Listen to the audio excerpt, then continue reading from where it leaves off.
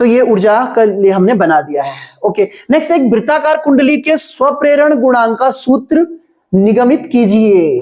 दूसरा, एक दीर्घ वृत्ताकार परिनालिका का, ये तीनों प्रश्न जो लिखे, एक समतल कुंडलियों के बीच अन्योन प्रेरकत्व के लिए व्यंजक प्राप्त, तीनों के तीनों एक जैसे, एक ही मेथड है। क्या है?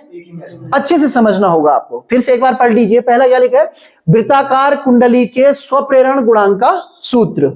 दूसरा, स्वप्रेरकत्व, वही है स्वप्रेरण गुणांक को ही स्वप्रेरकत्व बोलते हैं, राइट। और तीसरा, अन्योन में, किसमें? अन्योन में। तो एक अगर आपकी समझ में आ जाए तो मुझे लगता है बाकी के भी आप आराम से कर पाओगे। क्लियर है? पहले इसको ऊपर करना पड़ेगा, नहीं तो ऊपर नहीं होगा। चलिए आगे बढ़े। सही है। हमारे पास एक वृत्ताकार कुंडली, क्या है? वृत्ताकार कुंडली पता है? एक वृत्त ले लेते हैं। क्या ले लेते हैं? वृत्त। पहले ऐसे ही समझना, आप ये वृत्त ले लिया, इसमें कितनी धारा बह रही है? आई धारा बह रही। क्या बह रही है? आई धारा बह रही है। क्लियर है? जब इसमें आई धारा बहती तो इससे कितना चुंबकीय क्षेत्र उत्पन्न होता है पता है? बताइए। 4 पाई 2 आई होता है या पाई होता है? 2 पाई आई अपॉन आर, पक्का? या 2 आई अपॉन आर होता है? बताइए, बताएं क्या होता है? आप क्या कहना चाह रहे हैं? बी इक्वल्स टू क्या होता है? Mu naught I two R. तो इसका मतलब ये सही है, 2 पाई आई। वैसे भी इसका बेसिक बता रखा मैंने, यहाँ पे 2 पाई आर आता है। क्या आता है? तो एक आर से एक आर कैंसिल हो जाता है। तो समझ में आ गया? बहुत अच्छी बात है। तो ये दोनों वैल्यू है, तो ये वैल्यू याद रखो, ये वैल्यू याद रखो। ये बी की वैल्यू है। किसकी वैल्यू है? बी की वैल्यू। किसकी वैल्यू है? अब हमें निकालना स्वप्रेरण गुणांक। क्या स्वप्रेरण होता क्या है? जब इस कुंडली में क्या बहेगी? धारा बहेगी। तो इस धारा के बहने से उसी कुंडली में एक प्रेरित विद्युत भाग बल क्या हो जाएगा? उत्पन्न हो जाएगा, जो कि इस धारा का क्या करेगा? विरोध करेगा। क्या करेगा? विरोध करेगा। यानी कि फ्लक्स निकालना है। क्या निकालना है? अब यहां पे देखो प्रोग्रामिंग क्या है। फ्लक्स आपको दो तरीके से निकालना है, राइट। जो फ्लक्स का बेसिक फॉर्मूला है वो है फाई इक्वल्स टू क्या होता है बेटा? B A, B dot A होता है। अरे हाँ है ना? तो यहां पे हम जब सॉल्व करते तो बी ए cos 0 आता है, तो हम इसको बी ए लिखेंगे। क्या लिखेंगे? बी ए। क्लियर है? ये बेसिक फॉर्मूला है, मतलब फ्लक्स की जो हम परिभाषा पढ़ते हैं उससे ये फॉर्मूला निकलता है। यहाँ पे बी हमें पता है वृत्ताकार कुंडली में है ना, प्रोग्रामिंग में प्रॉब्लम तो नहीं आ रही है। एक वृत्ताकार कुंडली है, उसमें इतना क्या होता है? चुंबकीय क्षेत्र होता है। हमें ए चाहिए, तो देखिए बी की वैल्यू रख देते हैं mu naught upon 4 pi 2 pi I upon क्या हो गया? आर, और ए क्या होता है?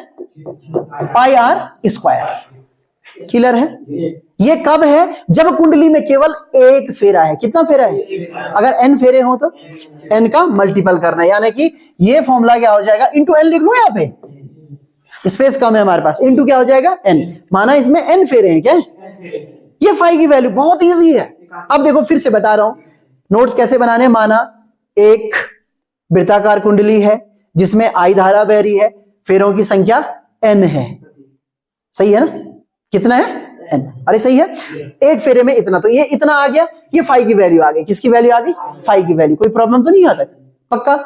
अब एक और फॉर्मूला होता है जब हम कहते हैं कि मान लो ये जो कुंडली है इसका स्वप्रेरण गुणांक क्या है? एल है। क्या है?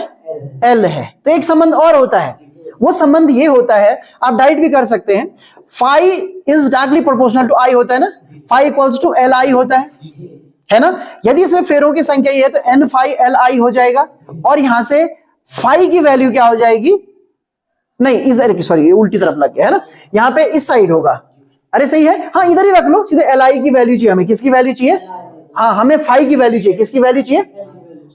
हमें एल तो बाद में चाहिए ना, एल तो बाद में आएगा, लेकिन हमें फाई की वैल्यू चाहिए। किसकी वैल्यू चाहिए? फाई की वैल्यू चाहिए। तो यहां पे क्या होगा कि जब एक में इतना है तो यहां होगा इनका मल्टीपल। किधर होगा? इस साइड। अरे सही है, कोई दिक्कत तो नहीं है। तो यहां पे क्या हो जाएगा? फाई इक्वल्स हो जाएगा एन एल आई। ये बात समझ में आई? एक में इतना था ना, तो फेरों की संख्या इन्हें दोनों तरफ मल्टीपल करना पड़ेगा ना, नहीं करना पड़ेगा? मल्टीपल हो जाएगा। तो कहने का अर्थ क्या हुआ कि ये तो उसकी परिभाषा से फ्लक्स का मान है, और ये कब है? जब उसमें क्या दिया है आपके पास? स्वप्रेरण गुणांक दिया है। यहां से आगे आप लिखेंगे माना कुंडली का स्वप्रेरण गुणांक एल है, तब क्या हो जाएगा? फाई इक्वल्स टू क्या हो जाएगा? एल आई और क्या हो जाएगा मल्टीपल में एन आएगा। हाँ बाद में आप चाहे तो बाद में भी कर सकते हैं इसको मल्टीपल, कब भी कर सकते हैं बाद में। क्लियर हो गया। तो इसमें जब आप वैल्यू को सॉल्व करेंगे, ये यहाँ पे चाहे तो बट्टे में लिख सकते हैं, पर एन का मल्टीपल होगा इसके साथ, क्या होगा एन का मल्टीपल। तो यहाँ पे पहले इसको सॉल्व कर ले हम, पहले एन के लिए मत लो इसको केवल लो आप एल आई के लिए। किसके लिए लो? एल आई के लिए। क्लियर है। अब देखिए यहां पे क्या हो जाएगा, L I is equals to mu naught upon 4 pi 2 pi I upon R और pi R square into N पहले से। हाँ एक आई से ये बराबर लिख लेना, कैपिटल और स्मॉल का चक्कर हो रहा है। एल इज इक्वल्स टू ये हो गया म्यू नॉट, अब इसको हम सॉल्व कर लें। 4 पाई है, पाई यहां भी है, म्यू नॉट अपॉन 4 पाई, ये कितना हो गया 2 पाई, अरे हो रहा है तो ये पाई स्क्वायर हो जाएगा, यहां हो रहा है ना, आर स्क्वायर हो जाएगा, और अभी फिलहाल क्या है एन है। क्लियर है। अब हम ये एक फेरे संबंधित हो गया, अगर हम एन फेरे ले तो एक और एन का इसके साथ क्या हो जाएगा मल्टीपल हो जाएगा, एक और एन का क्या हो जाएगा मल्टीपल हो जाएगा। तो यहां पे वैल्यू आ जाएगी आपके पास mu naught 4 pi 2 pi square R square N square, ये वैल्यू हो गई। क्लियर है। थोड़ा सा यहाँ पे आप कंफ्यूज कर रहे होंगे कि ये एन का दिक्कत तो नहीं हो रही कि एन का मल्टीपल दोबारा क्यों कर रहे हैं। ये कब है, जब हमने किसकी वैल्यू निकाली है, मतलब बी का फाइव के, चाहे तो इस एन को आप पहले भी मल्टीपल कर सकते हैं। कब? अरे समझ में आ रहा है, इसको आप पहले भी मल्टीपल कर सकते हैं। कब कर सकते हैं? पहले भी। क्लियर है। और या तो आप क्या करें, बाद में इसका मल्टीपल कर लें। इसमें एक मेथड और था, जब मैंने आपको बेसिक में बताया था तब मैंने ऐसे नहीं बताया था, तब मैंने बी के लिए ही पहले सॉल्व किया था कि एक फेरे से संबंधित धारा है आई, क्या है, तो हम जो कुल धारा निकालते हैं उसमें एन आई हो जाता है। क्या हो जाता है? क्योंकि फेरों की संख्या कितनी है, एन है। क्लियर है। फिर यहां पे हम क्या करते हैं, उसमें एन का मल्टीपल करते हैं, क्योंकि प्रत्येक फेरे संबंधित आपका क्या होता है फ्लक्स होता है। तो ये एन स्क्वायर में आ जाएगा। किस में आ जाएगा? एन स्क्वायर में। आप चाहे तो इस 2 से इसको काट दें और फिर उसके बाद पाई भी एक कट जाएगा, सही है, और आर स्क्वायर एन स्क्वायर ये फॉर्मूला आपके पास आ जाएगा है। हाँ एक आर कट जाएगा, तो इसमें यहाँ काट नहीं रखा है, ये वाला कट जाना चाहिए था। हाँ ठीक है, ये वाला आर यहाँ कट जाएगा। क्लियर है। हाँ तो एक आर कट जाएगा। ठीक है, जहां पे दिक्कत है जल्दी जल्दी के चक्कर में गड़बड़ हो रहा है, लेकिन आपको मेथड समझना है। क्लियर हो गया, कोई दिक्कत तो नहीं है, हो गया और अच्छे समझ में आ जाएगा। हम एक बार और कर रहे हैं। अब दूसरा प्रश्न हमारे पास है, हम क्या ले रहे हैं, अब ले रहे हैं परिनालिका। क्या ले रहे हैं? परिनालिका। दोनों में अंतर देखो, वो वृत्ताकार क्या थी, कुंडली थी, इसी को समतल वृत्ताकार कुंडली लिखा जा सकता है। क्या लिखा जा सकता है? अब हम ले रहे हैं परिनालिका। क्या ले रहे हैं? परिनालिका कैसी होती है? ऐसी होती है। फिर से इसमें भी आप बेसिक पे चले, यहां पे मैं दूसरे तरीके से बताऊंगा। सबसे पहले जो परिनालिका होती है उसमें v की वैल्यू आपको पता होनी चाहिए। क्या होती है? म्यू नॉट एन आई, और ये n क्या है? प्रति एकांक लंबाई में फेरों की संख्या। क्या चीज है? हाँ प्रति, हाँ एकांक लंबाई में किसकी संख्या? फेरों की संख्या। ये पता होना चाहिए, तभी जाकर आप कर सकेंगे। प्रति एकांक लंबाई में, किसमें? प्रति एकांक लंबाई में। यहां लंबाई कितनी है बेटा? मान लीजिए एल लंबाई है, तो कुल फेरों की संख्या कितनी हो जाएगी? N L. मैं केवल फेरे पूछ रहा हूं। क्या पूछ रहा हूं? प्रति एकांक में कितने हैं? एन है। प्रति एकांक में क्या है? कभी कभी क्या करेगा, वहां लिख देगा कुल फेरों की संख्या एन है, तब आप यहां पे गलती मत करना। हाँ सही है ना, क्योंकि जब हम बी का फॉर्मूला पढ़ते हैं ना, तो बी के फॉर्मूले में तो हमेशा प्रति एकांक लंबाई में ही आता है। किसमें आता है? क्लियर है। तो वो कुल फेरों की संख्या दे देगा, तो बाद में बड़े वाले एन का या उसी एन का मल्टीपल का, तब एनएल का मत करना। किसका मत करना? एन का। हम यहाँ पे एनएल का करेंगे। किसका करेंगे? फिर से चलते हैं, यहां तक समझ में आ गया। बी की वैल्यू ये है। अब देखो फिर से हमें फाई निकालना है। क्या निकालना है? फाई क्या होगा? बी ए। हम ऐसे लिख रहे हैं। ओके, बी की वैल्यू क्या बेटा? म्यू नॉट एन आई, और ए की यहां पे भी, क्योंकि एक कुंडली किस तरीके की है? वृत्ताकार है। ए क्षेत्रफल दे देगा तो ठीक है, नहीं तो आप इसको क्या लिख लें? पाई आर स्क्वायर। कोई दिक्कत तो नहीं है। ये किस में है? एक फेरे में। इतना फ्लक्स किस में? एक फेरे में। कुल फेरों की संख्या कितनी है? हाँ कुल फेरों की संख्या, यहां पे मैं दूसरे तरीके से बताऊंगा, वो क्या हो जाएगी? एन एल। तो इसमें कितना फ्लक्स हो जाएगा? वो हो जाएगा mu naught N I pi R square into N L, ये 5 मिल गया। ये क्या मिल गया? अब फिर से कहेंगे कि इस कुंडली का जो प्रेरकत्व है वो कितना है? एल है। क्या है? एल है। तब हमारे पास फाई का फॉर्मूला क्या होगा? वो दूसरा फॉर्मूला है फाई इक्वल्स टू फिर से एल आई हो जाएगा। क्या हो जाएगा? एल आई। कोई दिक्कत तो नहीं, बस उस वैल्यू को यहाँ पे रख दीजिए। तो यहाँ पे एल आई हम कंपेयर कर रहे हैं ना, कुल मिलाकर हम फ्लक्स दो तरीके से निकाल रहे हैं। एक निकाल रहे हैं फ्लक्स के बेसिक फॉर्मूले से। किससे निकाले? बेसिक फॉर्मूले से। दूसरा हम क्या कर रहे हैं कि यदि हमें प्रेरकत्व दिया है, स्वप्रेरण गुणांक दिया है, तब हम सीधे सीधे जानते हैं उसमें आई धारा बह रही है। जैसे गॉस का नियम है ना कि भाई जब आवेश दिया है तो हमें इलेक्ट्रिक फील्ड सीधे सीधे निकालने की जरूरत ही नहीं है, हम सीधे कहते हैं कि उसके कितना फ्लक्स जाएगा, अरे सीधे कहते हैं कि Q upon epsilon not. Same यहां भी है कि यदि प्रेरकत्व दिया गया है तो सीधे एल आई क्या है? L I. तो वही वैल्यू हम रखेंगे, तो ये क्या हो जाएगा? म्यू। अब देखिए एन एन एन स्क्वायर हो गया, पाई हो गया, आर स्क्वायर। ये एल पता है आपको क्या चीज है? इसकी लंबाई। क्या है ना? अगर प्रति एकांक बोलेगा तो 1 वैल्यू हो जाएगी। आई से आई क्या हो गया? मैंने छोड़ दिया था वो, हाँ आई छोड़ दिया था, ये है ना आई छोड़ दिया। तो एल इज इक्वल टू क्या हो गया? बहुत बढ़िया फॉर्मूला है, mu N square pi R square L. Clear है? ये आ गया। तो ये स्वप्रेरण गुणांक है किसका? धारावाही परिनालिका का, जिसके प्रति, फिर से बोल रहा हूं, जिसके प्रति एकांक लंबाई में फेरों की संख्या कितनी है? एन है, और लंबाई कितनी है? एल है। क्लियर है? इसी से रिलेटेड है स्वप्रेरण अन्योन वाला। कौन सा वाला? अन्योन में होता क्या है थोड़ा सा उसको समझे। अन्योन में एक का करंट होगा, दूसरे में परिवर्तन होगा, जो अभी पढ़ रहे थे ना, एक के वजह से दूसरे में परिवर्तन, यानी कि फ्लक्स एक का होगा, धारा दूसरे की होगी। समझ में आ रहा? पहले में धारा बह रही होगी और फ्लक्स किसका परिवर्तन हो रहा होगा? दूसरे का। चलिए बताता हूं अच्छे से, पहले चित्र समझिए। ये एक कुंडली है, राइट? ये है पहली कुंडली। ये क्या है? पहली कुंडली। दूसरा कलर लेते हैं, हम पे ऑप्शन है यहाँ पे। तो अब हमने दूसरा कलर लिया, ये दूसरी कुंडली है इसके बाहर से। ये क्या है? समझ में आए? ये दूसरी कुंडली है। क्लियर है? अब देखिए जो पहली कुंडली है, सारी चीजें होनी चाहिए, बार बार इस ऑप्शन है। जो पहली कुंडली है उसमें फेरों की संख्या क्या है? N1 है। दूसरे में कितनी है? N2 है। ये इंपॉर्टेंट है। ये प्रथम में है और ये किसमें है? द्वितीय कुंडली में। ये फेरों की संख्या, किसकी संख्या?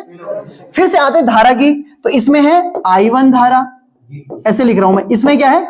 I2 धारा। ये इंपॉर्टेंट है। अब देखिए जब I1 धारा फ्लो करेगी, कौन करेगी? अब बहुत बेसिक बताने की वो नहीं है। I1 धारा जब फ्लो करेगी तो किसका फ्लक्स परिवर्तित होगा? दूसरे वाले का। क्लियर है? और जब दूसरे वाले यानी I2 धारा जब फ्लो करेगी तो किसका फ्लक्स परिवर्तन होगा? पहले वाले का। कॉन्सेप्ट वही रहेगा। सही है? या हम ये भी कह सकते हैं कि इस धारा के कारण जो चुंबकीय क्षेत्र उत्पन्न होगा वो किसके लिए काम करेगा? द्वितीयक के लिए। और द्वितीयक में जो चुंबकीय क्षेत्र होगा वो किसके लिए करेगा? क्लियर है? अब यहां पे देखिए, सबसे पहले हम चला जाते हैं प्राथमिक वाले पे। किस पे चला जाते हैं? उसके फ्लक्स में क्या होगा? प्राथमिक का फ्लक्स होगा Φ12 बोले उसको, Φ12 चलेगा, यानी कि फ्लक्स किसका? पहले का है ना, किसकी वजह से हो रहा है? दूसरे कारण।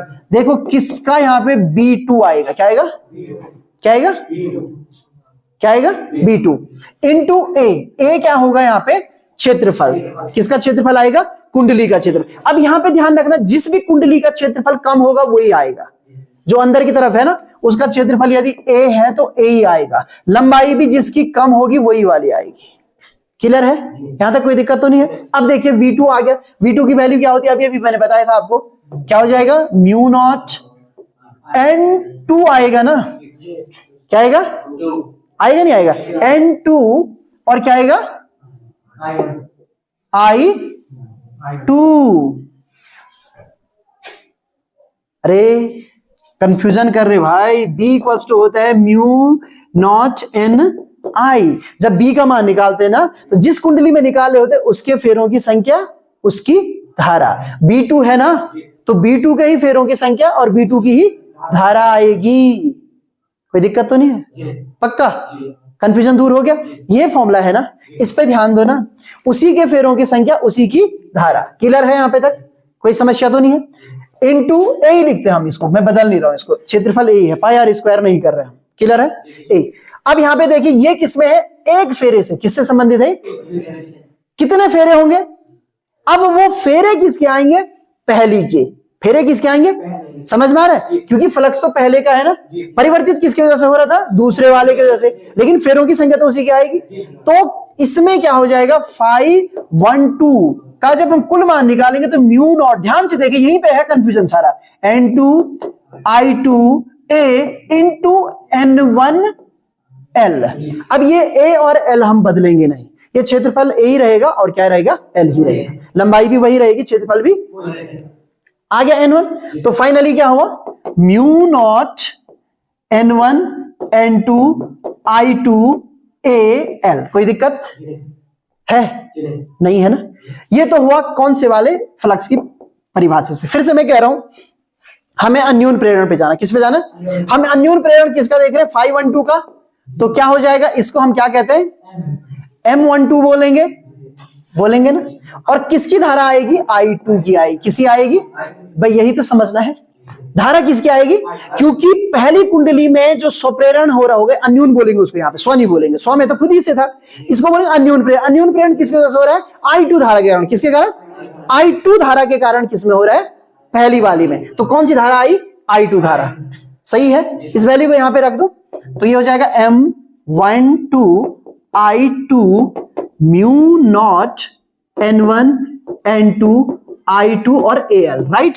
I2 से I2 कैंसिल, और M12 इज इक्वल टू क्या हो जाएगा, mu not N1 N2 AL। Clear है बेटा। जब आप M21 निकालोगे वो भी इतना ही आएगा, क्यों, यहां पे तो अंतर आएगा, यहां पे N1 I1 आएगा, बाद में फेरों की संख्या यहाँ पे N2L आएगी और सेम आएगा। तो दोनों में ही बराबर प्रेरण होता है, अन्योन प्रेरण का मान दोनों के लिए क्या होता है, समान होता है। आगे समझ में कोई दिक्कत तो नहीं है, पक्का, आगे बढ़े, सही से आगे ना समझ में। प्रत्यावर्ती धारा के वर्ग माध्यम मूल का व्यंजक प्राप्त कीजिए। अब इसका कॉन्सेप्ट क्या है, इसका कॉन्सेप्ट ये है कि जब हम एक प्रतिरोध लेते हैं, क्या लेते हैं, और उसमें जब हम प्रत्यावर्ती धारा डालते हैं तो उसमें हीटिंग होने लगती है, क्या होने लगती है, हीटिंग, और उस हीटिंग को हमें फाइंड करना है। क्लियर है। इसको हम दो मेथड से करते हैं, कैसे करते हैं, हम कहते हैं कि एक बार प्रत्यावर्ती धारा किसी प्रतिरोध में जाए तो वो क्या करेगी, दूसरी बार हम कहते हैं कि यदि उसका मान नियत होता, क्या होता, नियत, तब वो क्या करती। तो हीटिंग बोला ना मैंने, सबसे पहले आपको हीट का फॉर्मूला पता होना चाहिए, H इज इक्वल टू क्या होता है, I स्क्वायर R T, ये बेसिक फॉर्मूला आपको पता होना चाहिए। क्लियर है। अब प्रत्यावर्ती धारा है वो गई किसी प्रतिरोध R में, कौन सी धारा जा रही है, AC, कौन सी जा रही है, जब AC जाएगी तो अप एंड डाउन होती है, यानी उसका मान कभी मैक्सिमम होता है कभी मिनिमम होता है, तो अलग अलग वैल्यूज होती हैं जिसके कारण उसमें चेंजेस आते हैं। क्लियर हो गया। तो सबसे पहले तो हम धारा स्थायी होती नहीं है, उसका एक नियत मान मानते हैं, जो कि एक सूक्ष्म समय के लिए, किसके लिए, हम कहते हैं कि माना सूक्ष्म समय के लिए जो प्रत्यावर्ती धारा है वो क्या है, नियत है। मेरी बात समझ में आ रही, थोड़ा सा यहां कंफ्यूजन लग रहा है मुझे, कंफ्यूजन तो नहीं हो रहा, मैं क्या कह रहा हूं, जो प्रत्यावर्ती धारा है ना, वो प्रत्यावर्ती धारा इस तरीके से चेंज होती रहती है। जब वो चेंज हो रही है तो उसके मान को हम नियत मान सकते हैं, नहीं मान सकते हैं, बिल्कुल भी नहीं मान सकते। हम कहते हैं कि टाइम dt ले रहे हैं, हम क्या ले रहे हैं, और dt कैसा, dt टेंड्स टू 0, उस समय के लिए हम उसको नियत मान सकते हैं। क्लियर हो गया, अब तो नहीं है प्रॉब्लम। तो उतने में कितना हीटिंग होगा, तो हम कहते हैं प्रतिरोध लगाया गया है, उस प्रतिरोध में कितनी हीटिंग होगी, इसको हम कहेंगे DH, क्या कहेंगे, राइट, I स्क्वायर R, और यहां पे क्या आ जाएगा, टाइम dt। इसी फॉर्मूले का यूज कर रहा हूं, फटाफट समझिए, बहुत शॉर्ट में करेंगे। ये I not square sine square omega t R dt। Clear है, कोई दिक्कत तो नहीं। यहां पे I नॉट स्क्वायर और क्या चीज, R, ये आ जाएंगे आगे sine square omega t dt, ये हो गया DH की वैल्यू। अब ये तो निकला वो सूक्ष्म के लिए। अब हमारा समय क्या होगा, यहां पे ये भी ध्यान रखना, समय जो होगा ये अच्छा हुआ ये बना दिया मैंने, 0 से लेकर T/, समझ में आ रहा है, पूरा समय नहीं लेते हम, हाफ के लिए लेते हैं, नहीं यहां तक नहीं, ये तो T/4 हो गया ना, यहां पे तक लेंगे, कहां तक लेंगे, यहां तक, सॉरी यहां पर ये ऊपर वाला नहीं, ये तो क्या हो गया, T/4 हो गया, क्या हो गया, अरे ये क्या हो गया, T/4, हम लेंगे यहां पे तक। अब आप बोलेंगे सर यहां पे तक का क्यों लेंगे, क्योंकि इतना ये पॉजिटिव है, इतना ही क्या है, अगर इसको साथ साथ ले लिया तो वैल्यू क्या आ जाएगी, 0 आ जाएगी। तो हम लेते हैं T/2 तक, कहां तक लेते हैं, ये यहां पे तक लेते हैं, T/2 2। कोई दिक्कत नहीं है, जहां पे गलतियां हो रही ना तो आपको पता भी तो लग रहा है कि ऐसी गलतियां नहीं होनी चाहिए, और ये क्यों रही, क्योंकि मैं तो बहुत जल्दी जल्दी वो कर रहा हूं, तो उस चक्कर में ये मिस हो जा रहा है। क्लियर है? तो t/2 लेना, क्या लेना? t/2। बल्कि गलतियों से आदमी ज्यादा सीखता है, 0 से लेगा t/2। क्यों लेते हैं, समझ में आया?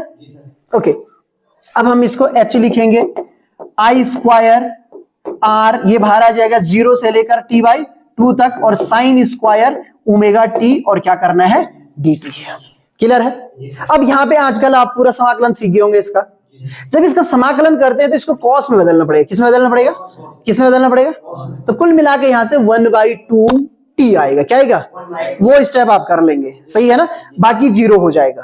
क्लियर है? तो यहां पे हम इतना ज्यादा करने की आवश्यकता नहीं हमें। r ये हो जाएगा 1/2 और ये t/2 आ जाएगा। क्लियर है? इतनी वैल्यू यहां से हमें प्राप्त होगी। सही है? इतनी वैल्यू हमें यहां से क्या होने वाली है? प्राप्त होने वाली। तो finally h is equal to क्या हो गया? i square r t/4। ये h की वैल्यू आ गई। क्या आ गई? समझ में आ रहा है? ये कब है? जब हमने क्या ली? प्रत्यावर्ती धारा। क्या ली? अब हम क्या कहते हैं इसमें? हम कहते हैं कि माना ये धारा, ये जो धारा है ना, ये स्थायी होती, नियत होती। क्या होती? नियत होती। तो कितना हिटिंग करती है वो? t/2 टाइम के लिए। क्लियर है? तो यहां पे हम अपनी तरफ से एक और फॉर्मूला रखते हैं। हम कहते हैं कि वो करती h बराबर IRMS स्क्वायर r, और t की जगह पे क्या आ जाएगा बेटा? मेरी बात समझ में आ रही? मैं केवल स्टेप ही तो नहीं लिख रहा हूं, क्या कह रहा हूं फिर से बता रहा हूं। हम एक तो ये तरीका हो गया, ये वाकई वास्तविक तरीका ये है। हमने कहा कि माना ये धारा क्या होती? नियत होती। ये धारा क्या होती? नियत होती। तो नियत होती तो t/2 में इतना हिटिंग करती ना। तो इन दोनों को हमें क्या करना चाहिए? आपस में कंपेयर, तभी तो नियत का पता लगेगा। तो कंपेयर क्या जाए?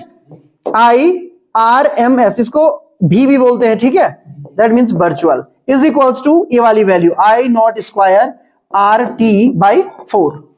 RT कैंसिल, और ये 2 से एक 2 cancel. Finally IRMS is equals to I0/√2। सीधे लिख लूं? यहां स्क्वायर है, ये स्क्वायर स्क्वायर हटा दिया, यहां रूट लग गया और ये वैल्यू आ गई। सही है? बढ़िया है ना? तो इस तरीके से आप इस प्रश्न को भी कर सकते हैं। आगे समझ में इतना ही करना है, थोड़ा सा चित्र बनाना है और बढ़िया से लिखना है, बात खत्म। अब है LCR परिपथ में अनुनाद एवं प्रतिबाधा। अनुनाद एवं प्रतिबाधा के लिए व्यंजक प्राप्त कीजिए। तो इसको फटाफट बताता हूं मैं आपको। LCR परिपथ पता है कैसा होता है? ठीक है, एक L लगा होगा, एक C लगा होगा और एक R लगा होगा। किसमें लगे होंगे? श्रेणी क्रम में। और यहां होगी AC करंट। क्या होगी? AC current. ये है L, ये है C, ये क्या है? R। यहां पे वोल्टेज होगा VL। क्लियर है? यहां पे होगा VC। बहुत बार बता दिया है, इस श्रेणी क्रम में वोल्टेज अलग अलग होते हैं जबकि करंट सेम होता है। ये तो परिपथ बन गया। उसके बाद हम इसका बनाते फेजर। क्या बनाते? फेजर। क्या बनाना है? फेजर। फेजर के लिए भी आपको सारी चीजें पता होनी चाहिए। सही है? जो VR है और I है वो दोनों क्या होते हैं? समान कला में। क्लियर हो गया? जो VL है वो अग्रगामी होता है, तो VL यहां आ जाएगा, और ये होता है पश्चगामी, ये हो जाएगा नीचे। क्लियर हो गया? अब 3 कंडीशन हमें पढ़नी है। पहली कंडीशन पढ़नी है VL is greater than VC। दूसरी पढ़नी है VC इज ग्रेटर, यानी VL ही लिख लें, यहां पे लिख लेते हैं VL is less than VC, और तीसरी होगी VL इक्वल्स टू VC। ये 3 कंडीशन है। हम एक ही कंडीशन ले रहे हैं, पहली वाली। क्या ले रहे हैं? ये ज्यादा है। जब ये ज्यादा है तो यहां परिणामी जो VL माइनस VC होगा वो कहां को आएगा? ऊपर को। और फाइनल हमारा जो फेजर बनेगा वो यहां बन जाएगा इस तरीके से। समझ में आ रहा है? हाँ है ना? ये E को दिखा रहा होगा। क्या दिखा रहा होगा? E को। अगर ये VL माइनस VC है तो ये भी क्या हो गया? VL minus VC। और इधर क्या है? VR। सही है? पाइथागोरस थ्योरम का आप यूज करेंगे। E इक्वल टू सीधा लिख लूं √VR square plus VL minus VC का होल स्क्वायर। क्लियर है? कोई दिक्कत तो नहीं है? पक्का? अब देखिए VR की वैल्यू क्या होती है? IR। VL की वैल्यू क्या होती है? IXL। और VC की वैल्यू होती है IXC। क्लियर है? कोई दिक्कत तो नहीं है? तो यहां पे क्या होगा, सब में आई आई आई आई कॉमन आ जाएगा, तो आई आ गया बाहर, आई स्क्वायर होगा ना, थोड़ा शॉर्ट कर रहा हूं, और अंदर क्या बचेगा, आर स्क्वायर प्लस, इसको ब्रैकेट में लिखना है, एक्सएल माइनस एक्सी का होल स्क्वायर। ये आई है, ये क्या है, आई। तो आई इज इक्वल टू, चाहिए हमें, आई इज इक्वल टू हो जाएगा E upon R square plus XL minus XC. बहुत अच्छा, वो अंडर रूट भी बोल रहा है, राइट। दिस वैल्यू, ये किसकी जगह पे आ गया है, आर की जगह पे, प्रतिरोध की जगह पे, किसकी जगह पे, इसी को बोला जाता है प्रतिबाधा, जेड। क्या बोला जाता है, जेड। क्लियर है ना? कहीं पर अगर स्पेस है तो मैं यहां पे लिखूं Z equal to under root R square plus XL minus XC का होल स्क्वायर। कोई दिक्कत तो नहीं है? जेड प्रतिबाधा, प्रतिघात, प्रतिबाधा, प्रतिरोध, सबकी यूनिट ओम होती है। क्या होती है? ओम होती है। कभी कभी पूछा जा सकता है प्रश्न।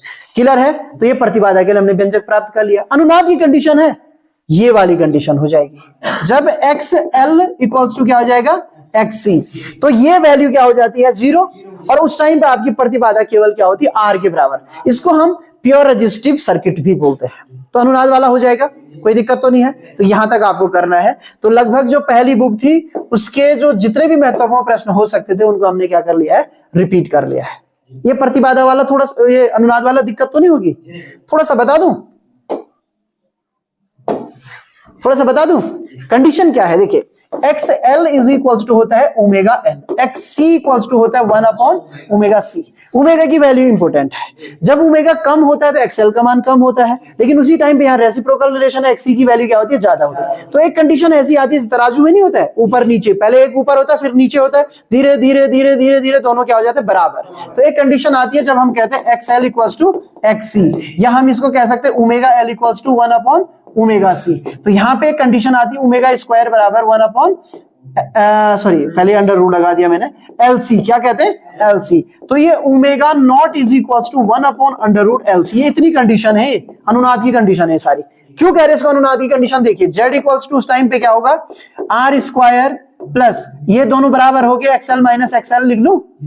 अरे सही है। तो ये 0 हो जाएगा, यानी कि Z इक्वल्स टू क्या हो जाएगा, R। तो उस टाइम पे हमारा जो सर्किट है, LCR सर्किट है, उसमें प्रतिबाधा केवल किसकी रह गई है, R की रह गई है। XL और XC तो काम ही नहीं कर रहे हैं। तो अनुनाद क्यों कहते हैं? उस टाइम पे जब हम करंट की बात करते हैं मैक्सिमम होता है। क्या होता है? मैक्सिमम करंट होता है। क्लियर है? तो ये इतनी कंडीशन है, ये भी उसी की कंडीशन है, ये भी उसी कंडीशन है, ये भी उसी कंडीशन है। हाँ, किसमें? हाँ, आर के लिए वैल्यू जो आर होगा ना आपके पास, क्योंकि ये दोनों तो सेम फेज में, ये तो 0 हो गया। अब वो क्या बचा आपके पास, फेजर बनाया था ना ये, तो ये वी आर उसी कंडीशन में रह गया, आई भी वहीं रह गया। सही है? तो यहां पे जब हम वैल्यू निकालते तो 0 हो गया ना, उनके बीच एंगल कितने का हो गया, 0 डिग्री का। तो जब 0 डिग्री का हो गया तो कॉस की वैल्यू आ गई। कॉस 0 की वैल्यू कितनी होती है, 1 होती है। इसलिए वहां पे फाई क्या आता है, हम 10 निकालते, पहले क्या निकालते हैं, 10। यहाँ पे देखो थोड़ा सा जब आपने पूछ लिया, ये VL माइनस क्या होता है, VC। देखो यहाँ पे 10 फाई निकाला जाता है। क्या निकाला जाता है, 10 फाई। तो 10 फाई क्या हो गया, VL minus VC upon VR, right. और जब इसकी वैल्यू आप रखेंगे तो ये क्या हो जाएगा, XL minus XC upon R। Clear हो गया? ये दोनों है ही नहीं आपके पास, ये वाली वैल्यू क्या हो गई, 0 हो गई, और यहाँ पे क्या हो गया, R हो गया। तब आप फॉर्मूला लगाएंगे ना, sine phi upon cos phi, और यहाँ पे क्या हो गया बेटा, 0 अपॉन R। अब ये उल्टा करना पड़ेगा, तो यहाँ पे कंडीशन ली जाती है, क्योंकि जब आप सॉल्व करेंगे तो ये कॉस फाई इक्वल्स टू क्या आ जाएगा, R के लिए आ रहा है तो फाई इक्वल्स टू क्या आ जाएगा, 1 आ जाएगा। क्लियर है? ये है, आ गया समझ में? ये हो गया। तो आज हमने पहले जो पहली बुक है हमारी, उसमें जितने भी चैप्टर बचे हुए थे हमारे, उसके आगे के लगभग हमने सारे क्वेश्चन कर लिए हैं। 1 या 2 दिन में हम फिर पीछे के क्वेश्चन देख लेंगे, उसमें न्यूमेरिकल बहुत अच्छे आते हैं, तो फिर आपका इस साल का कंप्लीट हो भी जाएगा। क्लियर है ना? तैयारी सही से चल रही है तो हो जाएगा, कोई दिक्कत नहीं है।